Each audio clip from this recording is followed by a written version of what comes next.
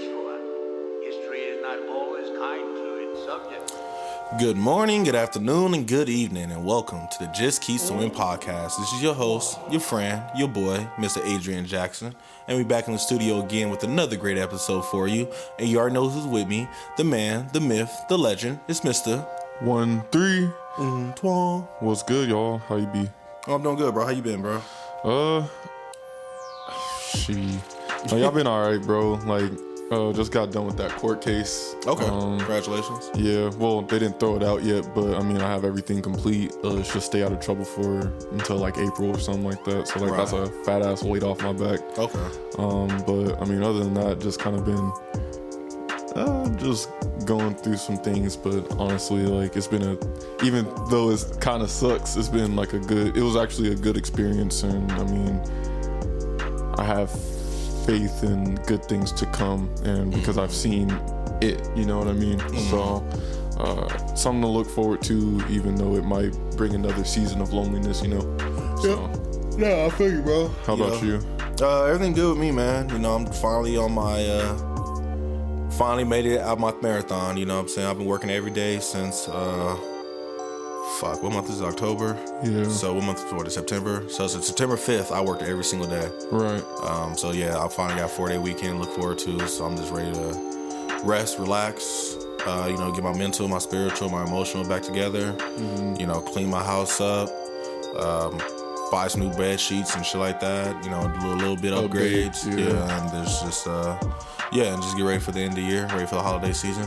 As a quick side note before we get into the episode, doing that double job or triple job every day, it'd be draining, but it definitely gets you somewhere with yourself too. Yeah, because I remember doing that before I started working at Vegas Discount, and I had the Aldo job, and then I was working Domino's, and it was every day for probably a month or two.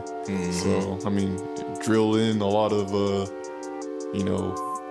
I don't say qualities of just hard work, but you feel accomplished and you get yourself back on your feet. Yeah, and that's exactly what I felt like it taught me, you know what I'm saying? Because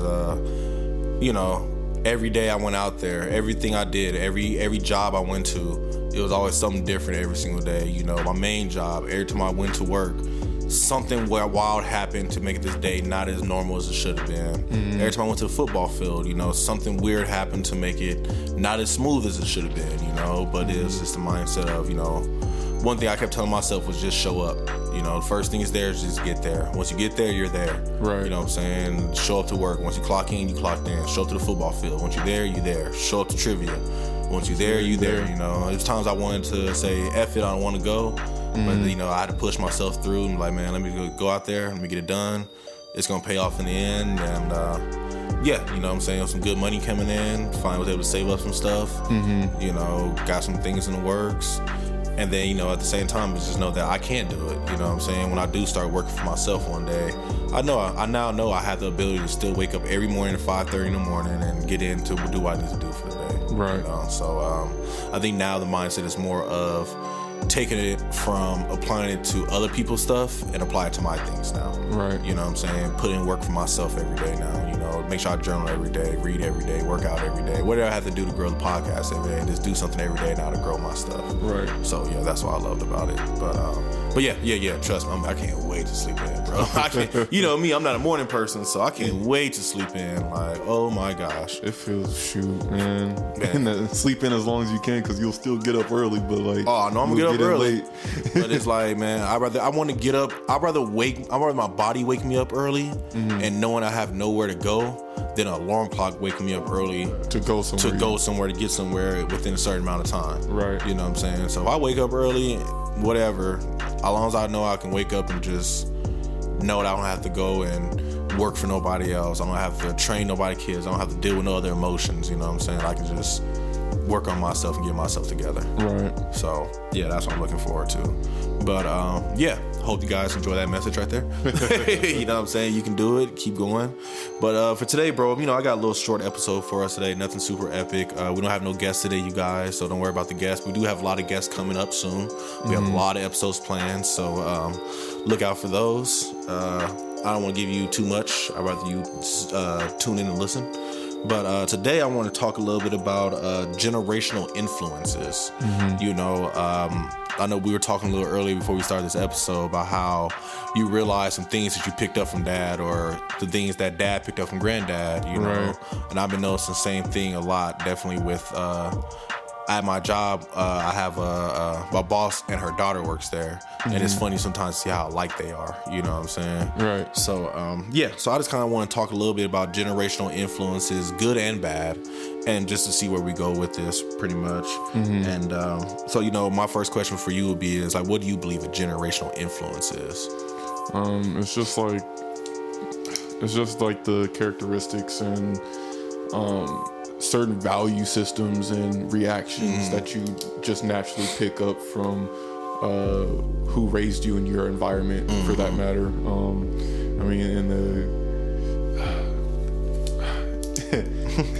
so like, I don't know why this lyric just came to my head, but like, you can take the homie out the hood, but you can't take the hood out the homie. And like, not saying that you can't do that, but like, there's still some parts of that hood that you can't take out, and that's kind of just how generational influences kind of work. It's just those pieces of things that you picked up during your childhood as you were maturing from either your parents or the type of neighborhood you lived in, or your grandparents, your teachers, other kids that you were growing up with.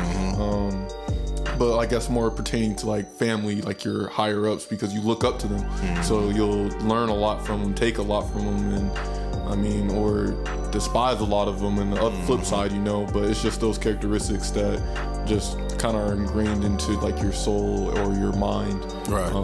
From just growing up, right? No, and I truly agree with that, man. I think that's a great example of generational influence. You know, I think we use the word influence because it's such a broad word that it can go from, you know, generational curses, generational blessings, generational lessons that you learn from people. But yeah, I agree. The things that you just picked up as a child that you're doing right now, low-key unconsciously. Yeah. You know what I'm saying? And until you start to actually pay attention to what you're doing, you don't even realize it. 100%. You know, like, for example, one thing I always had with me was my speech.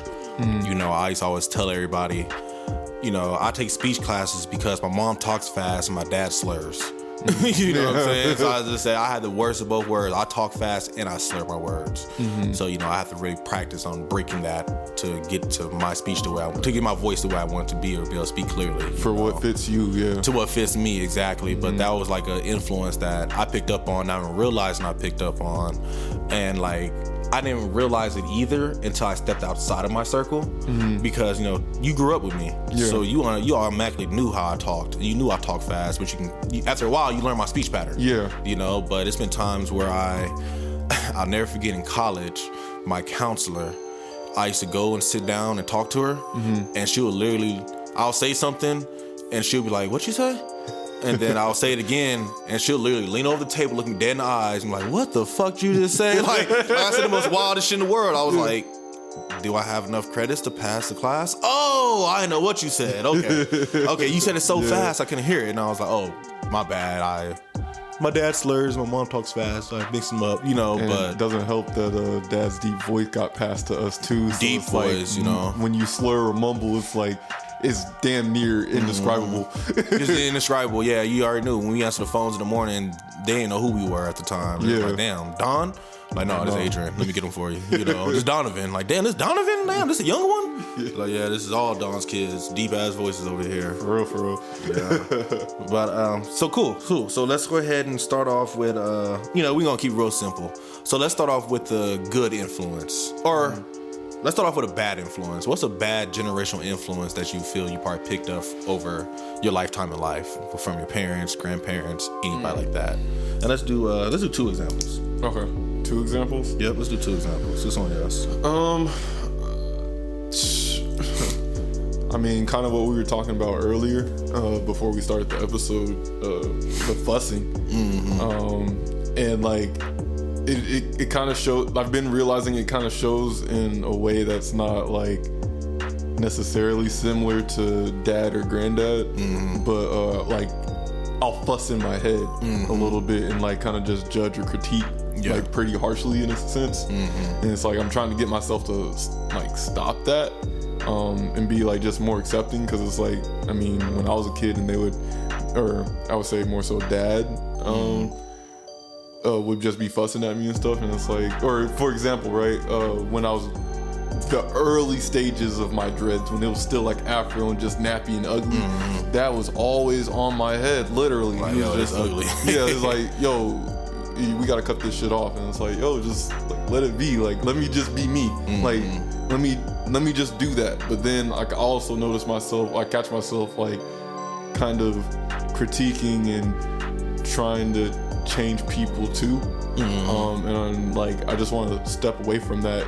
and also be more accepting not only of others but of myself at the same time, because I feel like because that's kind of just influence within me, there's parts of me that I just don't accept for myself, Right. and I just want to kind of like just reverse that. Unfortunately, I am like aware enough to be realizing that. Yeah, and that's the main first step, being that you're aware of it. Yeah, and hey, honestly, accepting the fact that I may not be able to be perfect and get rid of it completely, but at least I can do a little bit better for my generation to pass on to whoever it is. I don't plan on having kids, but I mean, like, whether I'm teaching or influence, like Anaya, like they're my next generation. That's like my little sister or something like that, you know? So like, I would hope to instill just being more accepting and things like that to them, you know? Right. Second thing I would probably say is maybe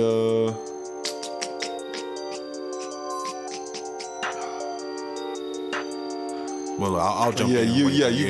We'll bounce back. So for me, I think my thing would be is, I think it's good and bad. I think it's probably mainly bad though because of how I use it. But a lot of my things I think is, like you said, the fussing, but it's not more fussing. It's more of, as we used to say in high school, roasting. You know, I think that sometimes I can get into roasting, gossiping. You know what I'm saying? Because, you know, I know my mom is a prime example. What's up, Mom? Sorry. But, you know, my mom's a prime example that, you know, she'll sometimes like gossip, fuss. But sometimes it'd be, you know, legit just her clearing her chest, and then sometimes it's her roasting the hell out of somebody. Like, you know, every time I tell a story, this girl got one up me. I'm gonna start calling her one up. You know what I'm saying? You know, I'm gonna start calling her Mario because she always one up. Yeah. So every time I tell a story and she walk in, I go whoop whoop whoop. You know, stuff like that. You know, and my mom would do that. She'll roast the hell out of somebody to the point where you're in tears laughing at her roasting a lady, and it's like it's fun because it's like funny and it makes you laugh. But then at the same time, it's like I'm talking about somebody hella bad right now. Right. You know what I'm saying? Like I'm talking about somebody hella bad. You know, like I'll sometimes do it with like, you know, certain people at work. I'm like, man, this lady better not forget her glasses again. She better get a chain around her neck. You know what I'm saying? Stuff like that. And I'm roasting her, but it's like me being me at the same time. So I think that's like one thing that I picked up on from my older parents, whatever. The idea that I complain in a funny manner. So it's like, it seems like I'm not complaining, but technically I'm super complaining. I'm just to the point that I'm making fun of the person now that I'm complaining. So I think that's like something that I picked up, that it could be fun at times if you keep it in a playful manner, but when it's serious and you still being an asshole, then it's like, okay, now I'm just a true I'm a true asshole now, I feel. that's interesting, and I think I could kind of like this in a similar fashion to what you said. Just like it was more prevalent when I was younger. I don't know when it stopped really, but like just like the bouts of rage. Please, pardon the intermission. Oh, there we go. No, you good. But just like anger in a sense, and I think this kind of comes from both sides of my parents, just because like when mom would kind of pop off like on the regular, she's the true diplomatic parent, like exactly on your ass, and you got to get your grades straight and stuff like that. And then I remember she got on me so bad for my, like, I didn't want to brush my teeth in like middle school, and then I think she smelled my breath from the passenger side, and I think she like slapped, like hit my leg a couple times, like go upstairs and go do that. And I was, brush your teeth. Yeah. And then also just like dad's quick burst to anger sometimes. And then it would just kind of be like unreasonable to a degree.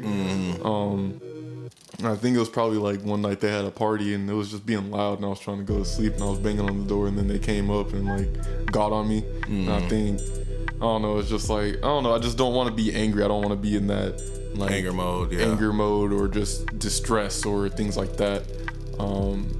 Which is kind of weird because as I stepped away from that, now I avoid myself getting angry too. So it kind of like, it's like a double whammy for me because now I'm trying to validate my feelings and my anger, but also control it in a manner to where it's not toxic or destructive, you know what I mean? Right. So I'll probably say that's like my second.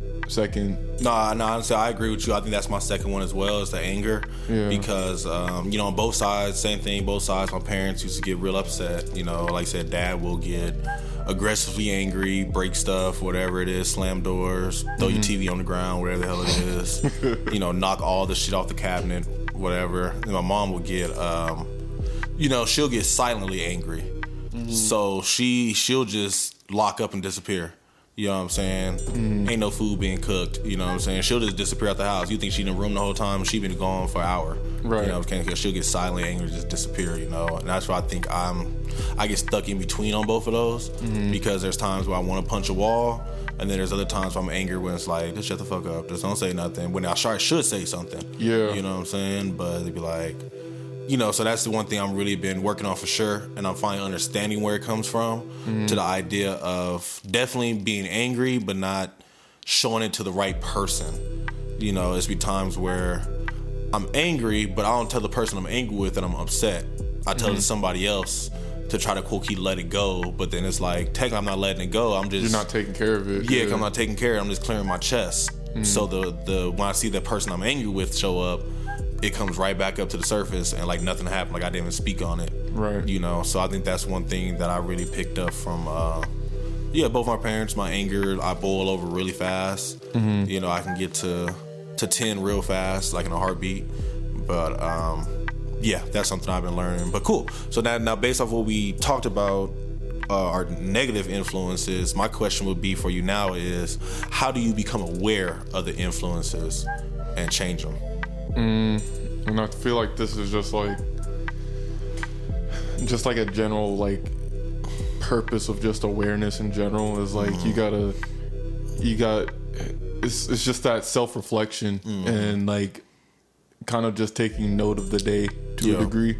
Or I mean, I need to be more on top of like reviewing my day, but like I'm so in my head and just like so hyper aware that I sometimes become unaware, like not aware, but like just take account of the actions and seeing the outcomes. Like it's a basic math function. You get an input and you get an output, but you gotta see it. You gotta know what you inputted to see what you got out. Yeah, it's like how you gonna input something and then not pay attention to what came out, or see something come out and not know what you put in. Because at that point you're just ignorant. So it's like, well, like I mean, where's that? Get in touch with that childlike wonder of like, okay, let's see something and see what happens. Right. And you kind of have to do that with damn near everything you do to become aware. So it's like, okay, if you at some point, let's take that anger example, right?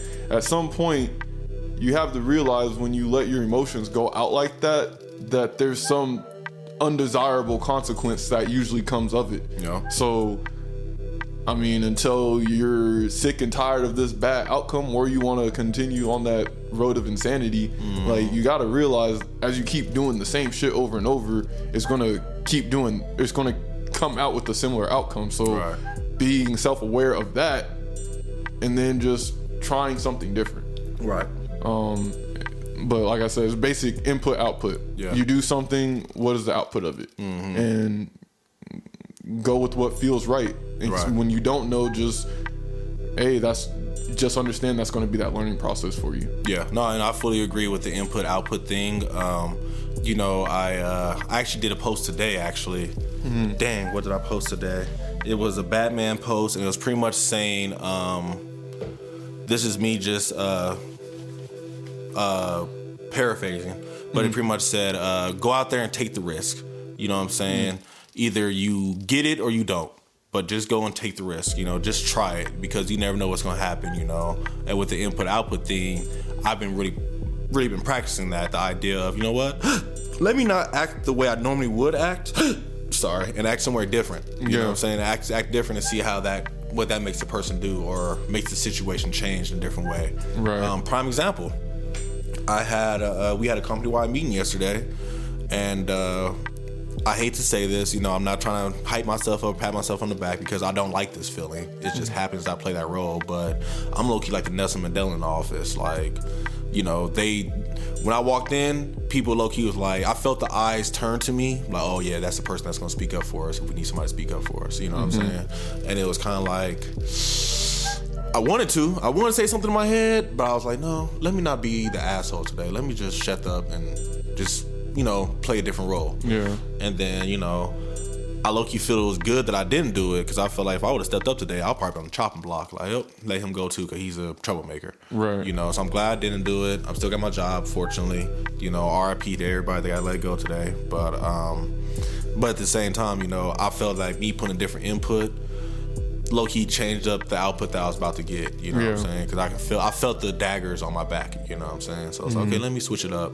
But my thing that I would add to realize the influences is, one, just being aware of your surroundings and looking at the people that taught you in a different light. You know, don't look at them. I heard a great audio today from Joel Osteen. He was talking about fucking Medea, Tyler Perry. So he was talking about Tyler Perry, and he was talking about how, you know, Tyler Perry always had a grudge against his dad, because his dad used to treat him when he was younger. You know, he used to get drunk, beat him, whatever the hell happened. And, you know, he'd have to go hide under the porch to write plays and whatever as a kid. Right. But then, you know, he was talking about how Tyler Perry, at some point when he was older, went to go meet up with his dad. And instead of meeting up with him to say all these things that you scarred me as a kid and you messed me up, blah, blah, he met with him to say, I want to learn more about you and who you are as a person. You know what I'm saying? And when you learn who that person is as a person, you start to realize where their traits come from. You know what I'm saying? You know, prime example, my dad. You know, my dad was a black man born in America, where you have to stand up for yourself and you have to be able to speak your mind, and, you know, no racism, but the white man didn't like you. You know what I'm saying? And, you know, you have to learn to say yes, sir, and yes, ma'am, and be instructive. And, you know, you can't veer too far away from the box. And that's why when Dad sees us doing our extracurricular stuff, he kind of like, cool, but I want you to do this. You know what I'm saying? I'd rather you see you doing this. And it's like, I know you want me to go on this path, but, you know, the world is different now from where you grew up, so I need to find me a different path. You know? But, yeah, I think that's a really good thing to understand the times that they were in when they taught you, because shit, think about granddaddy. Yeah, I was gonna say, like, the reason why Dad is the way he is because of Greta. And he's even more like a limited box, because like, I mean, he was still raised in the era where they was picking cotton. You know what I'm saying? I don't know if it was Jim Crow back then, but like, I mean, it was close to it. But like you said, he lived on a farm. He was a true cowboy. You know what I'm saying? And then after that, he came and started working at the casinos, and you went from a town with all black people to a town where you have to go walk to the white man every day and say, yes, sir, I'll do what you want me to do. I'll play these cards like you want me to, but the casino was life to them. You know what I'm saying? That was a whole new world to them. You know? So it's like, yeah, be aware of the influences, understand where they're coming from, you know, see their time, see their history, see who they are as a person. And then that's just going to help you. I feel you can start pinpointing different things to be like, oh, that's where I get this from, or that's why you always treat me that way, or you always said this or said that, or whatnot. So I think that right there is a big thing for sure. Like, you know, take the label off the person and look at it as a person. You know, look at them as a human. You know what I'm saying? Like, yeah, really just take the labels off. I think that would be the best thing. Take the labels off and just looking at them as a man to man. Because honestly, like, over the last couple weeks or months or so, I was just every once in a while I'll just get like in a like a path of thought, just like, man, it's crazy how so categorical we are with things. Like we always want to put a label on something. Like we always have to describe something this way and then put it in that type of box. And it's like, it's not so black and white like that, or it's not so sectioned like that. It's not. Everything's a spectrum. Everybody's so unique in a certain way, and it's like, why do we have to label so many things? But then I also understand it, because it's like, it also contains the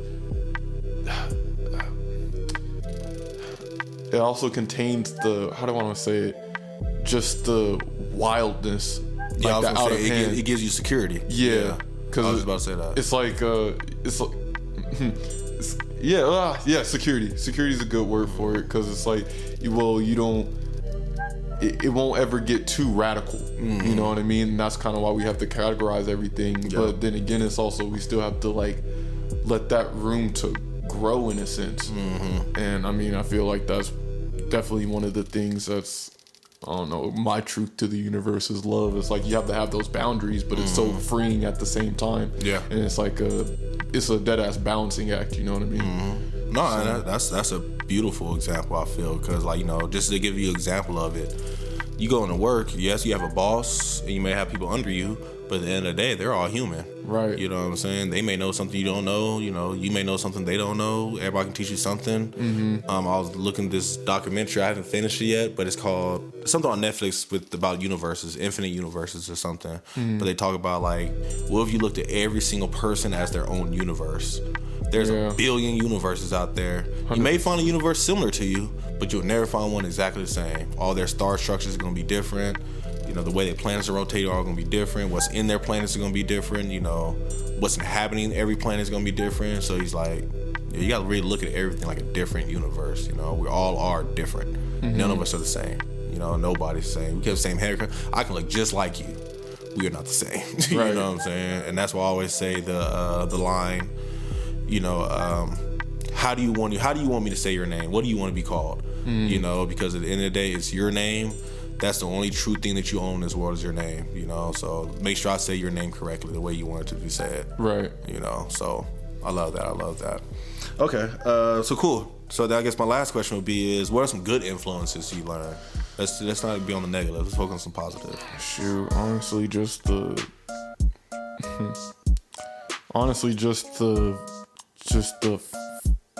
foundations that were taught to me. So, and it also kind of ties in with that, the quote unquote bad aspects of the generational influences, in the sense that, dad wants you to do something this way, so, and it's in the grand scheme of things, so that you're able to survive and get where you need to go. Yeah. So that came with the discipline, the doing what you need to do, doing sports, so, like, you know, you're more equipped to do other things and make sure school's right, or make sure you get your work done and things like that. Right. I mean, all of those things kind of just built up to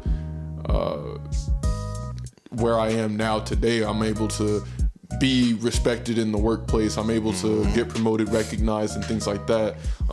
With mom, it's like I feel like one of the greatest things I always love from getting from my mom is like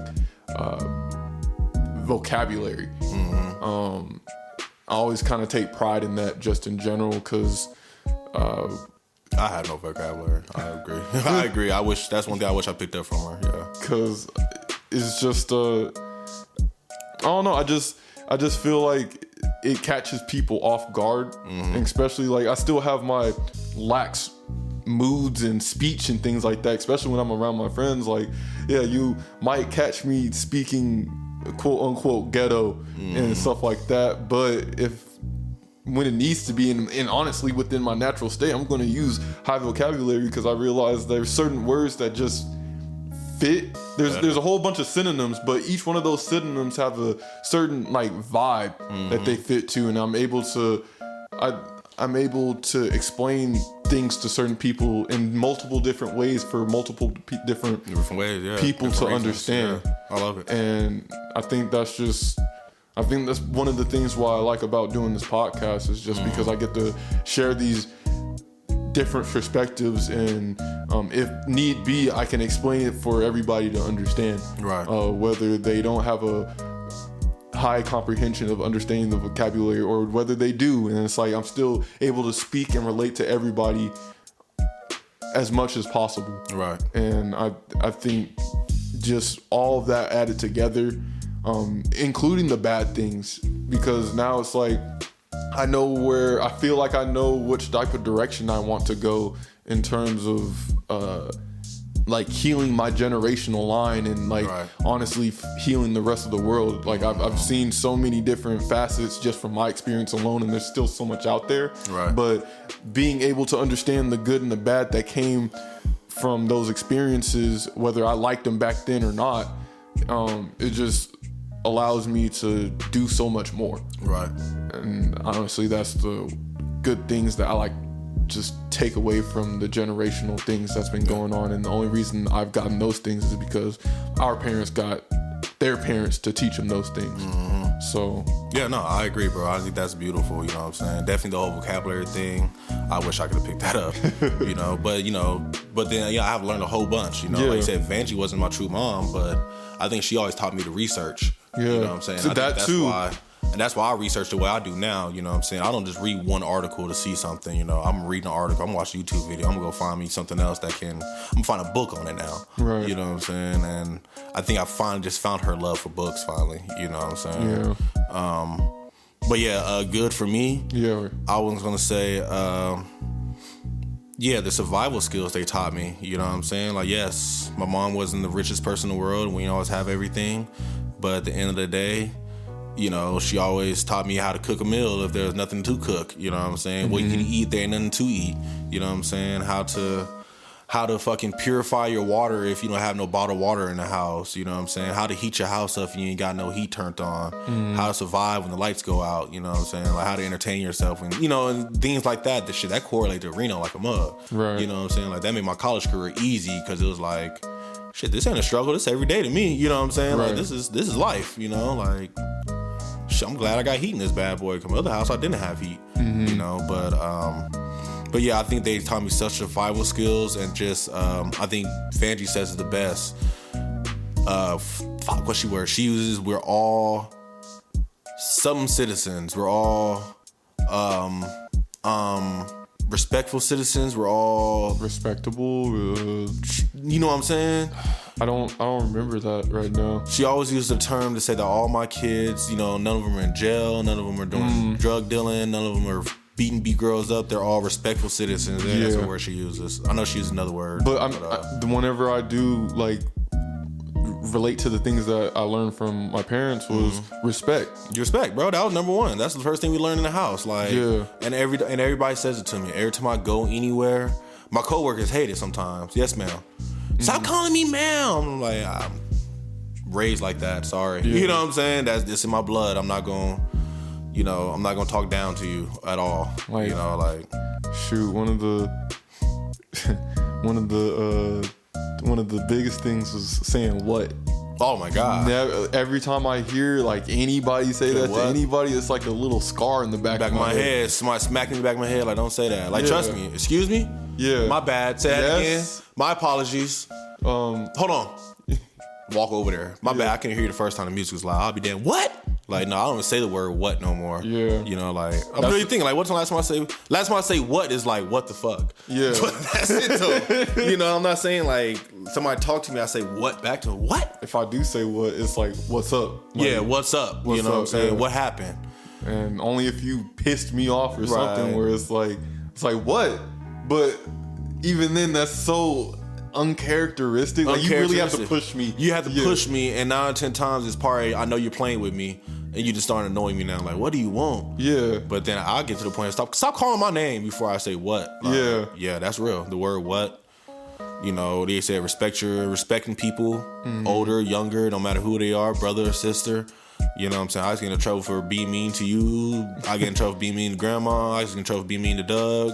You know what I'm saying? Because, at some point I get selfish, and I think that's one thing they took out of me is that selfishness of, Adrian, you're not by yourself, you're not, yes, you run solo a lot, but you're not by yourself. You know, so you can't be selfish like that. And that's one of my problems back then too, is just like that selfishness. Like, it's like not everything's about you. yeah, everything's about you. You know? And I'm like, shit, damn straight it isn't. Yeah. Like, nothing's like about me. And it's like, again, it's like one of those. It takes a while to click in. It takes a while to click in, but it's a balance thing, because like there are things that are about you, and you need to protect you in order to make sure everybody else is okay. And again, respect, I feel, goes back to like the core basic of love. Just respecting others, do unto others as they would do unto others as you wish to be done to you. Yeah, golden rule. Yeah. And like, but there's like, of course, boundaries that come with it, but at the core, it's just respect. Respect and love. Yeah. No, and that's real, bro. So I think that's one thing my parents taught me more than anything is respect. And I see it. You know, I'll be on the football field, and I see teams that just, I see the kids that just don't respect their mom. Yeah. And that's the first thing I tell you. Hey, what your mama say? You know what I'm saying? I understand I'm your coach, but don't blow her off now. You better listen to this lady. You know what I'm saying? Like, it was a part where we were sitting there. The game was over, or the game was about to be over, like fourth quarter, and the mom, hey, can I get a picture of you guys? And all the kids are sitting there. I'm like, y'all heard her? Get up, get a picture, let's go. Yeah. Smile, you know what I'm saying? Let's get ready for a picture. Like, you know, shit, she ain't trying to make you do nothing. She just asking for a picture of the team because she wants to remember this memory. Like, right. You know, get up and cherish this memory, because at some point, you gonna wish you did take that picture. You know what I'm saying? I wish before it's too late. Yeah, before it's too late. You know what I'm saying? But yeah, man, I believe, you know, generational influences go way deep. One thing I wanted to bring up actually was something my coach always taught me, and I think that's probably why I treat people the way I do. Is everybody's human, everybody's same. One of my favorite signs, one of my favorite lessons, my favorite quotes from football was always, "Bro, he's nothing special.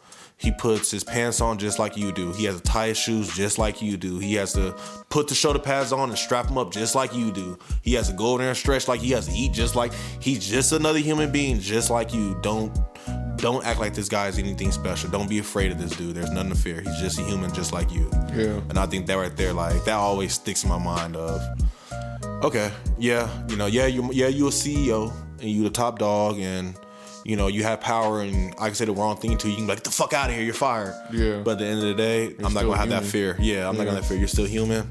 You know what I'm saying? I can bring up anything. I'm sure I can find something that we relate with. You know what I'm saying? Whether it's sports, soccer, football, fucking Bitcoin, cartoons, video games, movies, something, shoes, shirts, fucking clouds, whatever it could be, you know, collecting stamps. Like, it could be something I could relate to you with, because you're human too, like I am. So I think that was probably my ending quote for today. You know, don't be afraid of nobody. Don't fear anybody. You know, we're all human. We all have to breathe oxygen. You know what I'm saying? Unless you literally see some of our eyelids blink sideways, not up and down. Yeah. Okay, then you might want to question that person. But they still got eyes. They still got eyes, you know what I'm saying? They still breathe. They still got to eat. They still got to drink water. They got to be warm. You know, Erykah Badu says it amazing in one song. I'm hungry when I'm hungry. When I get lonely, I miss my mama. You know, when it's snowing outside, I get cold. You know, I'm human. You know what I'm saying? I'm still real. Yes, I'm on the top, but I'm still real. You know what I'm saying? So that's one thing I think everybody should take away. You're still on top. And then one more thing I'm going to add now. The Jill Scott. This was the best thing I saw on Instagram. I wish I would have shared it, but I messed around, tapped out, and lost the video. Hurts. But she had an interview where I guess she was at a concert and she was about to go on after Erykah Badu. And Erykah Badu rocked the crowd. You know, she was singing Tyrone. Everybody, you better call on Tyrone. Thousands of people, you know what I'm saying? And then the interviewer came up and was like, Jill, you know, you going up next. How you feeling? Blah, blah, blah. Are you nervous to go after Erykah? And she was like, and then Jill, like, you know, she was hyped. And then the person asked her, she looked at him, she's like, have you not seen me perform? Do you not know who I am? You know what I'm saying? Like, yeah, Erykah's amazing. She did good, but I'm Jill Scott. You know what I'm saying? I'm good too. You know what I'm saying? I'm a great performer as well. I'm about to go out here and kill it just like she did. Right. And then she went out there and studied on everybody, you know? But it's like, I think that's like a great mindset to have of, yeah, she did amazing. Be hyped for the person. Clap it up for them. But you're amazing too. You know what I'm saying? You're good yourself. You know what I'm saying? You're doing good. So, yeah, that's one thing I just want to leave with. All right. Yeah. Shoot. What about you, bro? Anything you want to leave a quote with or last any message?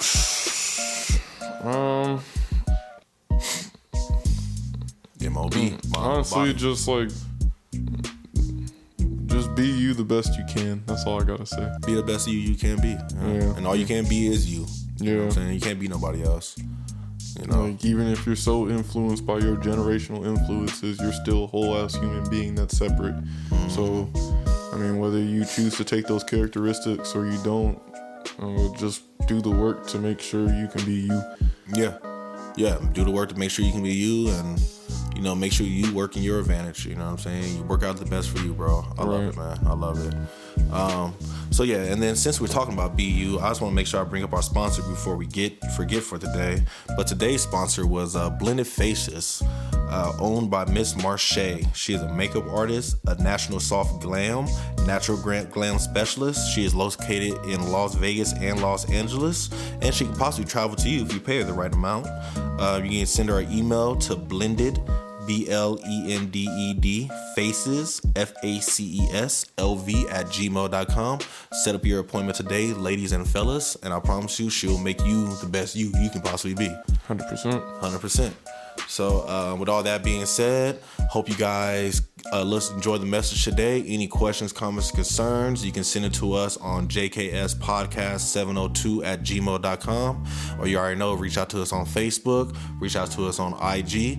And if you guys haven't followed Mr. 13's IG page yet, please make sure to follow it. Mr. 13 IG's page is... No, it's not. It's gonna be org NXIII. And then add a 13 at the end of it, numerical. So dude, I cannot speak today. What the? ORNG. No, not ORNG. ORGN. Yeah, ORGNXIII, number 1, number 3. There we go. Yeah. So make sure you guys follow 13. Keep up with the projects he has coming up. You already know his beats are amazing today. I hope everybody out there had a wonderful day, a blissful afternoon, and an amazing evening. And remember, just keep swimming. Just keep swimming. Just keep swimming. Just keep